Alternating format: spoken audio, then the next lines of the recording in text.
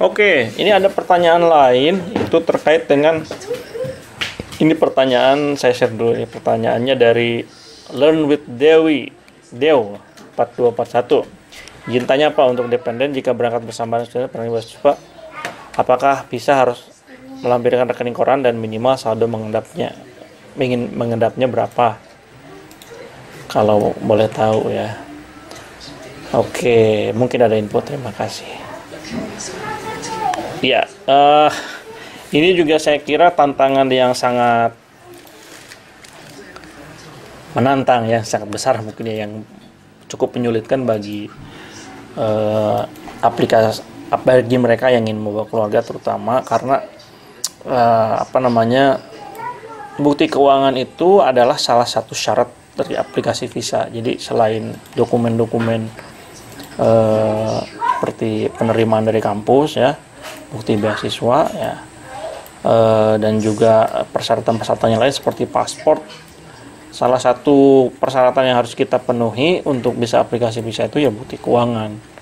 Nah, tadi pertanyaannya kira-kira kisahnya berapa? Nah, ini sebetulnya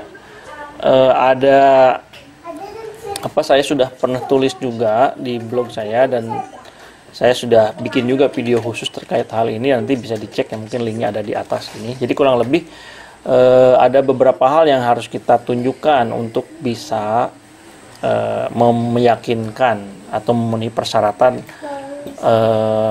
bukti keuangan yang diminta oleh kedutaan supaya aplikasi kita tuh lancar. Yang pertama itu adalah kemampuan keuangan untuk bisa membiayai studi ya.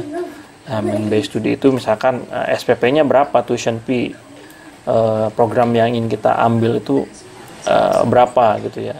Misalkan master satu semesternya berapa, atau PhD atau S1 gitu. Itu harus kita tunjukkan. Kalau misalkan kita punya beasiswa, bukti beasiswa itu bisa mengganti bukti keuangan kemampuan tuition fee, membayar tuition fee.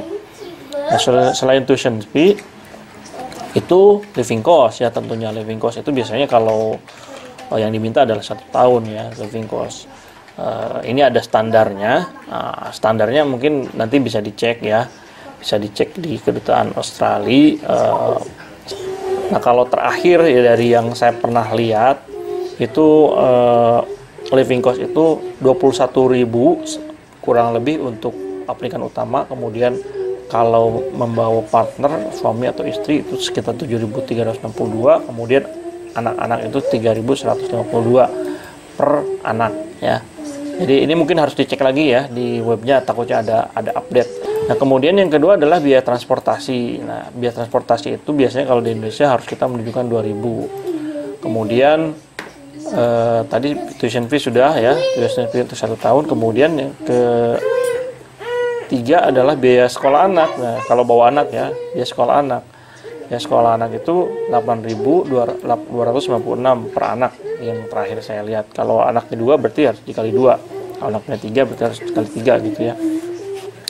Dari 8.296 ini. Nah, ini biaya sekolah anak juga itu bisa di waive, bisa dihilangkan atau bisa tidak ditunjukkan kalau misalkan kita bisa menunjukkan kita dapat fee exemption seperti kasus di Queensland. Itu kalau misalkan visa kita adalah visa PhD atau visa kerja, itu anak bisa gratis sekolah di sekolah negeri. Jadi yang 8.296 per anak ini bisa di waive gitu. Nah, kalau pengalaman saya kemarin kurang lebih yang harus disiapkan itu kalau misalkan untuk membawa 3 anak itu saya sekitar 101.000 Australian dollar ya.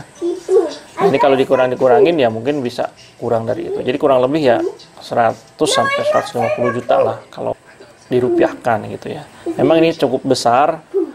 Nah, ini tadi terkait dengan pertanyaan lain, jumlahnya berapa kita harus hitung sendiri, dan kalau misalkan kita aplikasi bisa menggunakan agen, mereka akan bisa menunjukkan atau menghitungkan ya berapa yang harus bisa kita tunjukkan.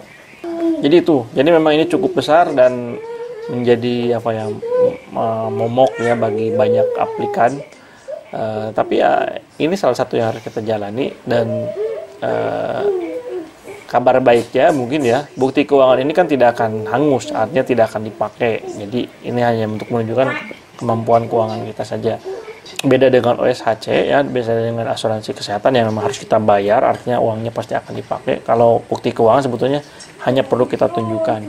Nah, kalau berapa lama mengendap di rekening, saya memang nggak terlalu yakin. Kalau di website imigrasi Australia itu tidak ada kewajiban untuk mengendap berapa lama gitu ya, karena ada beberapa teman juga yang uangnya baru masuk tapi tetap bisa sepanjang uangnya ada di rekening itu.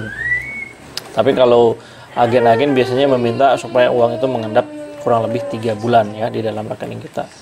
Nah, dari mana? Tadi ada pertanyaan juga, dari mana kita mengumpulkannya? Ya nabung gitu. Kalau nggak nabung ya kita pinjam ke orang, atau pinjam ke lembaga, ke sekolah, atau ke kampus gitu ya, untuk bisa melewati persyaratan ini. Dan ini tidak bisa kita skip ya, karena memang itu adalah salah satu syarat dari bisa dikabulkannya aplikasi Visa. Oke, itu saja terkait dengan bukti keuangan.